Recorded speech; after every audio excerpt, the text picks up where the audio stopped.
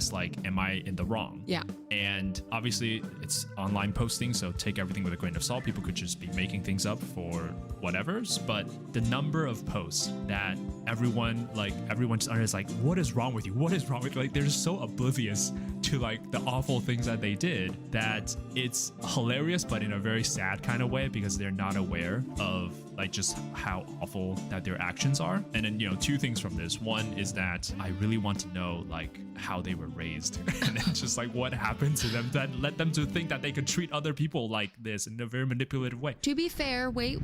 Yeah. You're putting a lot on nurture. Like sometimes you can have really great parents who instill or attempt to instill all of the best things, and your kids can still grow up to be...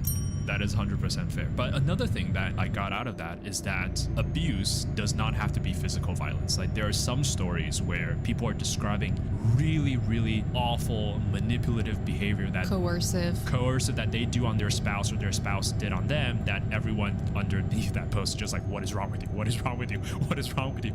That it really highlights that, you don't have to be in a physically abusive relationship to be abused. And that is, I don't know if that's probably a very terrible segue, but that is the topic of today's episode. And as the topic suggests, the topic of the episode is going to be a little bit heavy. We'll be talking about some sensitive topics. And if you feel uncomfortable at any time, don't hesitate to pause. We will always be here ready for you whenever you're ready. Yeah, and we can also, in the show notes below, we can provide some links to resources if you need to reach out to anybody, get support, talk to somebody, if anything in this episode causes you any kind of trauma or stress, or just this makes you think that maybe, hey, you need to reach out to somebody about something going on in your life. I also want to say we recognize that people of all genders can be victims, and this can happen in heterosexual and non-heterosexual relationships.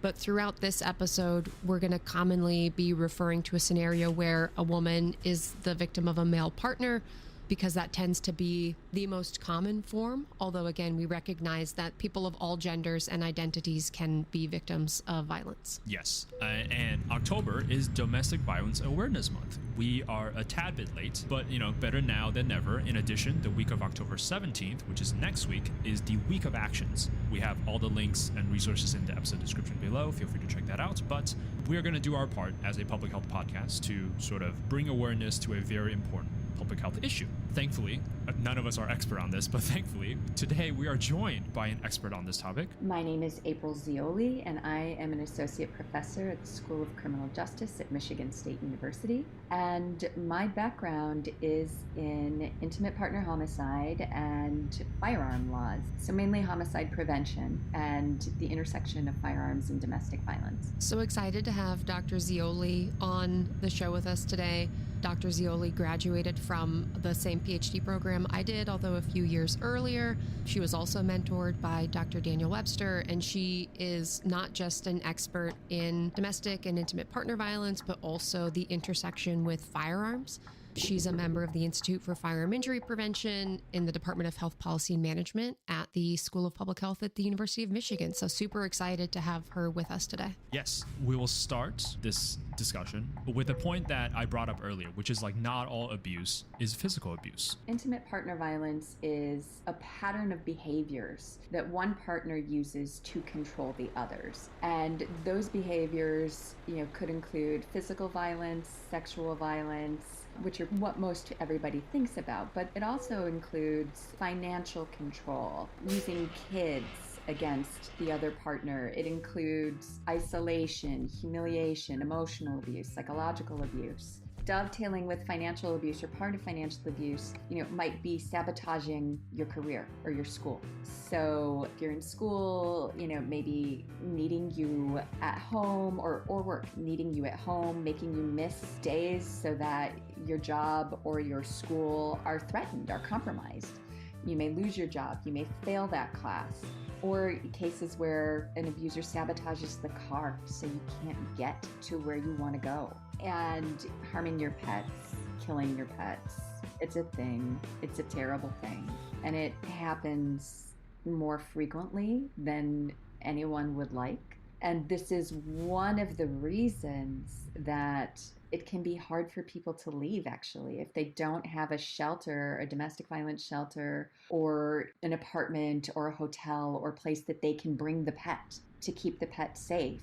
They're faced with leaving the pet and knowing that something might happen to the pet, or giving the pet up, or it includes a lot of different tactics. It is not just physical violence, and sometimes the physical violence is what we would think of as infrequent. I didn't even think about like financial abuse as a thing. Like, but of course it is a thing. Like, it's totally a method to manipulate people, to restrict someone's access to their, resources. And, just to bring this up, there was a period of time not that long ago, like only a few decades ago, where wives cannot get any credit card or own any property without like their husband or a male partner's signature.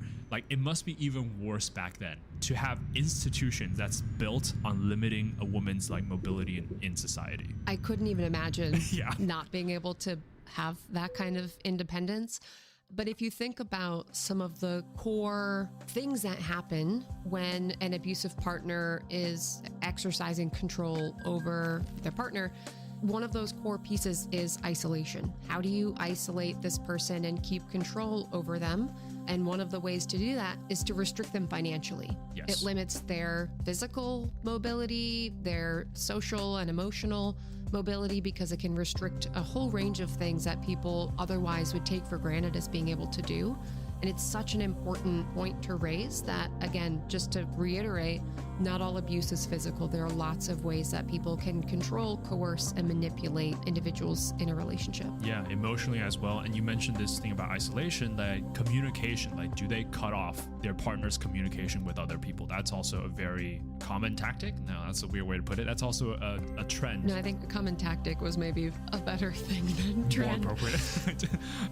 Yeah, like isolating someone's communication. Obviously, we knew this to be an issue, and there are some laws in place regarding this, but I think there's a huge hole in how our legal system handle this, because since abuse is not always physical, the legal system aren't the best at recognizing when actual abuse is happening. It certainly does make it harder to hold people accountable for abuse if we're focusing on an incident of physical violence, for example, instead of this whole constellation of behaviors that is horribly abusive and really psychologically affecting the person who's being victimized. And how we see that play out often is that, some people who are being victimized don't really feel like they can call the police. What has happened to them hasn't been physical. There are no bruises, there are no broken bones, but they are being controlled and they are being abused. So it really kind of teaches people not to reach out for help in that way, and not including that, not perceiving intimate partner violence as this whole constellation of events really seems to trivialize what a lot of people who are being victimized go through. So this is, I think, the crux of the issue, right? It's a very public health issue. Like, we can't do anything until something terrible happens first, and then we can do something. Well, and this comes into play when we think about victim blaming and the immense power that victim blaming has in stifling women from coming forward or help seeking, because on one hand, the legal system, the police even might say to a woman, well, has anything happened yet? Yada, yada. And well, no, it hasn't gotten to the point of physical abuse. Okay, well, maybe there's not much that they can do or want to do. But then if something does happen, it's like, well, why did you stay with that person? Mm-hmm. Well, I was so restricted financially, socially, emotionally, physically, that you couldn't leave. And so it's like, well, it's nothing bad has happened to you yet, so why are you complaining? And then cycle around to this terrible thing happened. Why did you stay for as long as you did, right? And it sort of becomes the cycle where you can't win. Women or victims of any gender might feel less empowered to be able to reach out. Yeah, this is a perfect segue. Now, we're all about busting some myths and misconceptions on this show, and there are tons of misconception about how intimate partner violence work. And this is a big part of awareness too, right? To shed light on what the reality is rather than what people think the reality is. So let's bust some myth. All right. So a common myth is something I had just alluded to, but April can explain this much better than I did. Mm-hmm. So a common myth or question is, why don't they leave? So a lot of people ask that question, why didn't she just leave? If someone hit me, I'd leave them immediately. And first, I want to address the myth that people don't leave. They do. People who are being victimized leave all the time.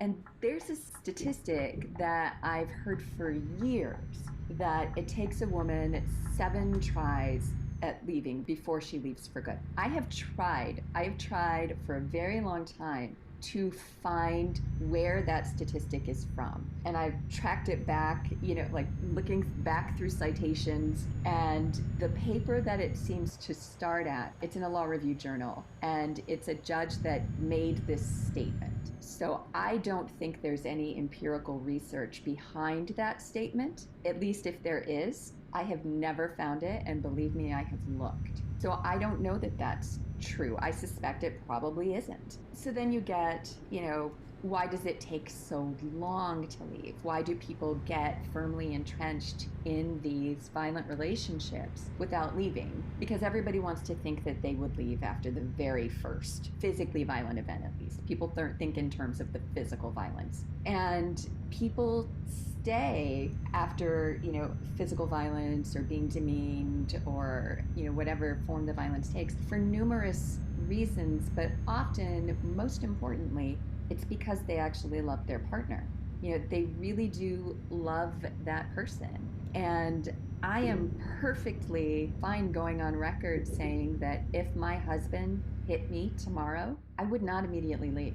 I would try to work it out. I would hope that never happened again. I would, use resources, but I wouldn't immediately leave. I think it's something that we have to emphasize a lot, is that humans and emotions are very complicated things, right? It's very easy for us to step outside of it and just rationally think about something, but love is complicated. Well, and how often do we talk on this podcast about expecting people to make rational choices in an irrational situation? Yeah, exactly. Another important consideration about, why women do or don't leave, or when they do leave, is the risk of violence when women do decide to leave an abusive male partner, for example. That can actually be among the most dangerous and most lethal times in a relationship. Now, so many people want to stay. They love their partner. They just want the violence to stop, and they work to stop the violence in ways that seem appropriate to them. It doesn't always work, obviously. The violence often continues, but there are other reasons that people don't immediately leave, and some of those are economic, particularly if there's been financial abuse. You may not have anywhere to go because you don't have the money, and if there are kids involved, you're going to need money to feed them, to house them, to keep them safe. So it could be economic. It could be that you don't want to leave because of shared children. This is your children's other parent. Threats also occur, and if you have been abused by someone, you have learned that their threats are not empty. And often they've committed violence that is egregious, whether it be physical, sexual, psychological, and there's fear. And when your abusive partner says, if you leave, if you take my kids, I will find you and I will kill you, you will believe them because they have taught you that their threats are not empty, that they will follow through. So that is another reason. It may seem counterintuitive, but some people don't leave because staying is the safer option, at least in that short term. We can look at something and say, oh, you should be doing this. But if you're in that moment, whether it's dealing with food insecurity, housing instability, domestic violence, whatever it could be, it can be very challenging when you are the one in that moment to think about this in a rational way when there are so many things at play. Yeah, love is a very complicated thing. And this is a very well-established situation where people genuinely feel like this is a one-time thing. Maybe he's just very stressed out right now. There are lots of ways that we would rationalize someone else's behavior, especially someone that we genuinely care about, that it is not reasonable to say, why didn't you leave, right? Which is one of the biggest misconceptions. And again, like what Dr. Zioli said, they do try to leave. So I don't know that I've shared this. So I think I've talked previously on the podcast that my mom has bipolar disorder and had suffered from some mental health issues. I don't know that I've talked previously about sort of the physical violence that happened in my house as a result of that bipolar disorder. And so there were times when I was growing up where there would be violence in the home because of how my mother was feeling, sort of being either end of the spectrum. And that caused a lot of stress and issues in our house. But my dad stayed with my mom probably longer than he should have, because it wasn't an all the time thing, and it was related to a mental health issue and also concerns around being seen as a victim of abuse from a female partner and sort of being perceived as weak or something like that. So there's a lot that comes into this. It's very tangled. And I just want people to know, whether you're in that kind of relationship, people recognize how hard that is. And if you've never been in that kind of situation, it's an immensely complicated and challenging piece. And it's not just a simple stay or go question, although in some instances when there's extreme levels of violence, like, we do need to try to provide people the supports to get them out, at least in the short term, so that those issues can be addressed. Yeah, and there's a lot of cultural forces at play as well. Like you mentioned about how men tend not to report domestic violence, and that, although culture has changed, that is still true today. Like, we do get underreporting, especially from male victims of domestic violence. Another common myth or question that crops up all the time is, why don't they call the police, right? And we sort of addressed this already, but our legal system isn't really set up to deal with IPV or intimate partner violence and domestic violence effectively. Some people do call the police with the hope that that will make the violence stop. And sometimes it does. It doesn't always. But there are people who don't want to call the police and don't want to involve the criminal justice system. And, that may be because they think abuse is a private matter. We are still taught in this culture that it's a private matter, though we are changing, culturally on that front, thankfully. They might, as I said earlier, they might think the abuse is too trivial to report. All he did was hit me. And I don't mean to say that in a minimizing way. It's absolutely not minimal. They may be scared of what the abuser will do if they report him to the police.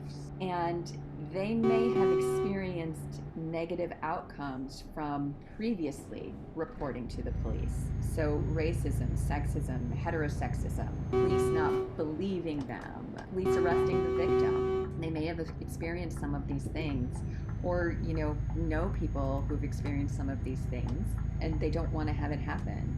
Or, maybe they previously reported and nothing happened. Nothing changed. The abuser didn't stop abusing. There was no charge. They see no point in reporting again. And if you think about this kind of system that Dr. Zioli's talking about, where you call the police for help and then everyone gets arrested. It doesn't make any sense. Like, what does that do to the victim and the likelihood they might call again? Another thing that we have maybe briefly mentioned, but I don't know that we've touched on it directly, is that in some instances, the abusive partner might be the sole breadwinner for the house. Yes. So if the abusive partner is arrested when somebody calls the police, then that may negatively impact the economic and sort of well-being stability of a household. And so there's a lot of things coming into play. Yeah, financial leverage, I guess. Like, if one side clearly has the financial leverage, that makes things even more complicated. And also, let's say you call the police and everyone is arrested, whatever. Let's say that because there's not enough abuse according to the legal system that everybody walks, do you really think the abuser is not going to retaliate that you call the police? Like, think about that. Just that if calling the police is more of a gamble than people make it out to be, especially in cases like this, that perhaps sometimes you do the math in your head and it's just not worth it to cross that line. In America, intimate partner violence and domestic violence has the added layer of widespread access to guns. We talked about ERPOs before, which is a great tool. Extreme risk protection orders. Correct, which is a great tool of giving law enforcement at least some tool to intervene without any very obvious cause. You probably explained this better. Building off of a point that was made earlier, that usually in order for the criminal legal system to respond, there has to have something has to have happened. An event. Right. Yeah. But ERPO, Extreme Risk Protection Orders, are a proactive tool. They pull together evidence. It's not just, people's thoughts, feelings, etc. There has to be some credible evidence that individuals are behaving in a risky or dangerous manner, threatening to harm themselves, threatening to harm someone else, postings on social media, buying lots of guns and behaving in a reckless manner before something has happened. These are a proactive as opposed to a reactive tool. And so we've seen these used in the context of intimate partner violence and domestic violence when states don't have strong laws to disarm people who have been abusive, or maybe there are threats of violence and no actual violence has happened yet, and sort of in the interim of a domestic violence protective order, you can get an ERPO. And they can also be used in conjunction. They aren't necessarily only a substitute. And we've talked about them also in the context of mass shootings and other pieces when we had Dr. Shannon Frederoli on. And so these are a really good tool as you sort of tee them up, that we don't have to necessarily wait for something to happen. Yeah. So I was going to ask, because you worked in this space of gun space, like how has your research intersected with the intimate partner violence space? So I actually have a grant right now working with April. I think I've mentioned previously, I have one of the first cooperative agreements with the CDC specifically focused on gun policy. Ooh. They funded other projects looking at violence and those kinds of things, but a cooperative agreement is different because it's not just research dollars, it's actually resources and partnership with CDC. Okay, interesting. And the gun policy piece, the gun control piece, is the thing that has always made everybody twitchy. And so the fact that they have a cooperative agreement specifically on this is really exciting. Yeah. So that's great. So now back to the relevant point that you asked about. Right. So our proposal is looking at the impact of a particular policy on multiple forms of violence. And so we are looking at youth homicide and suicide, but we also wanted to pull in the intimate partner violence and intimate partner homicide piece. And so we have a subcontract to April and her team to work with us on some of that. So that's most of the intersection. I haven't worked as much in this topic, although it's such an important topic, and I'm really excited to be collaborating with April on this. Nice. Collaboration is what we love to see in research. And I will say that what I'm really excited about is, you had sort of alluded to the presence of firearms, or sort of easy access to firearms being a concern or a consideration. When an abusive partner has access to a firearm, the risk of homicide of that victim is as much as 5 times higher. So it's a really significant issue. So the presence of firearm, like you said, can really change this situation, this scenario. There is a case I'm aware of where the woman was going to leave, and she was going to take her son with her and ready to leave, suitcases packed at the front door. And the abuser pulled a gun and said that he would shoot her son if she left. And so she stayed, and she stayed for a long time after that. She did eventually get away, but we might think, well, staying with this person who threatened to kill your son is not rational. But for her, in that moment, it was an incredibly rational choice to save her son's life. This, I think, further emphasized the point that it's not fair to say just leave, because what are you going to do in that situation if your abuser pulls out a gun and said he's going to kill your kid? Are you going to leave? No, it's not fair. I couldn't imagine. None of us could imagine, I guess. Yeah, that's an impossible situation. And again, we are expecting people to behave rationally in an irrational and unimaginable situation. I could not even begin to put myself in someone's shoes in that way. And it's unfortunate. Easy firearm access and the harms that it does to our communities is a problem. Intimate partner and domestic violence is a huge problem. It's damaging families, communities, etc. And you bring those two things together, and you have people who are violent having access to exceptionally lethal means, and the threats and the harm that they can carry out as a result is really troubling. Yeah. So I think the takeaway is, one, it's not fair to say people should just leave, and asking people why don't you leave is not a helpful nor a considerate question to ask. And second takeaway for us is that there are a lot of legal gaps that needs to be filled, because like Dr. Zioli said, a lot of abuse should really be pattern-based recognition rather than event-based recognition, and so far our legal system hasn't really caught up to that. Lastly, it won't be an everything is public health episode if we don't talk about why this is a public health issue, so some stats. So intimate partner violence is incredibly common in the United States. And the National Intimate Partner and Sexual Violence Survey, and this is a representative national survey, suggests that 1 in 4 women in the US has experienced some type of violence from their partners. And 1 in 4 women is 30 million women in the United States right now that have experienced some form of intimate partner violence. It's less common for men to be victimized. The same survey found that about 1 in 10 men experience intimate partner violence. So that's about 12 million men right now in the US. And, that may surprise some people that men are victims of this as well. They are. They are not as frequently victims as women are, but they do experience intimate partner violence as well. And intimate partner violence has a lot of consequences to it.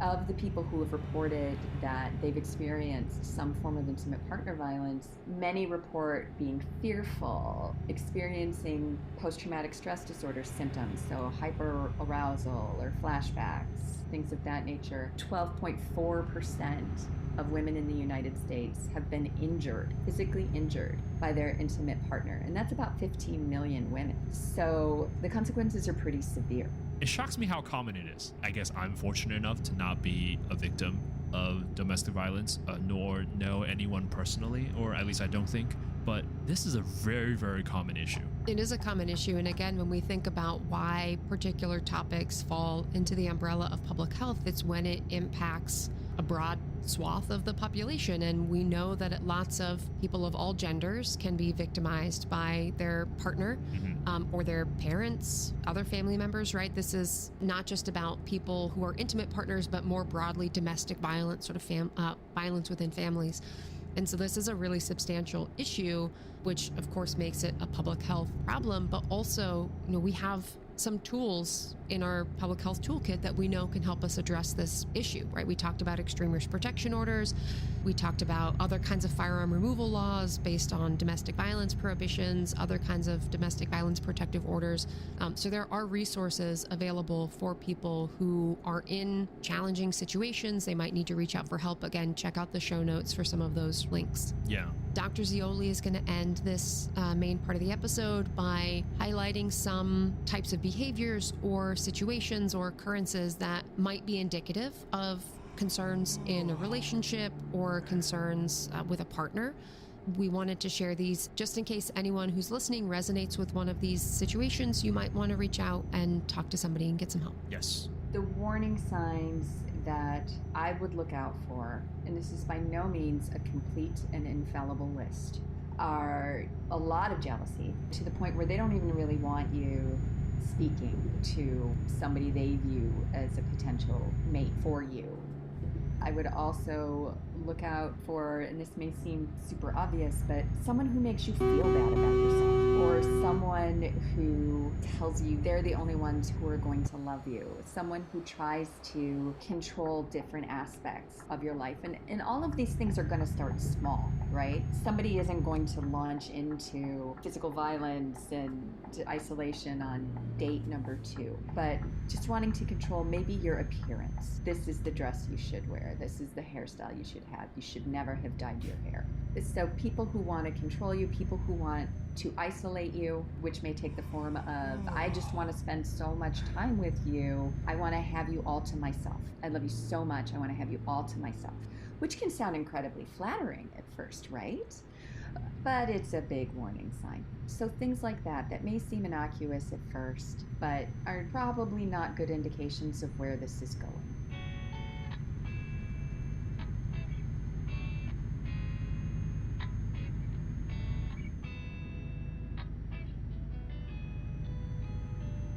Thank you so much for listening to this episode of Everything is Public Health. Remember that October is Domestic Violence Awareness Month. See all the resources and links that we have in the episode description below. New episodes are released every Thursday on Spotify, Apple Podcast, or wherever you get your podcast. Please give us a rating and a review wherever you listen. It helps the show immensely. Send us questions or comments to everythingispublichealth@gmail.com. Reach out if you think we missed an important perspective or suggest a future episode topic. Follow us on Twitter at EverythingIsPH or Instagram at EverythingIsPublicHealth. You can also find me on Twitter at Dr. Krafasi. If you would like to follow today's guest, you can find her on Twitter at April Zioli. More information regarding this episode can be found in the show notes below. Listeners, we have a Patreon page that is also our website. Visit the site for all major updates and bonus material. If you want to support the podcast directly, you can support us on our Patreon page as well. You can find a link in the episode description below. And remember, everything is public health. Everything is public health.